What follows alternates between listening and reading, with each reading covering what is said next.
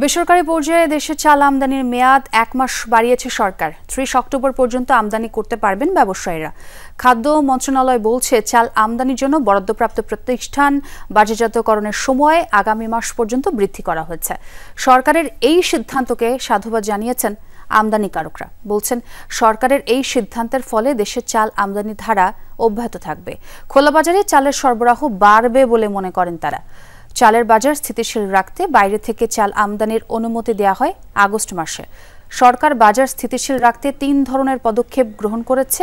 এর মধ্যে ১৫ আগস্টের পর থেকে বাজার থেকে ধান চাল কেনা বন্ধ করেছে। পাশাপাশি খাদ্য বান্ধব কর্মসূচির চাল ছাড়া শুরু হয়েছে। আমদানির অনুমতি দিয়েছে সরকার। সারা দেশে ৫৫ লাখ মানুষ ১৫ টাকা দরে ৩০ কেজি করে চাল কিনতে পারবেন খাদ্য বান্ধব কর্মসূচির মাধ্যমে।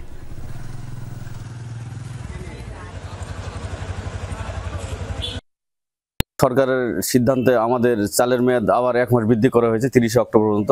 তাতে আমরা সরকারের উপরে খুশি এবং চালগুলো আমাদের অনেকগুলো পাইপলাইনে আছে।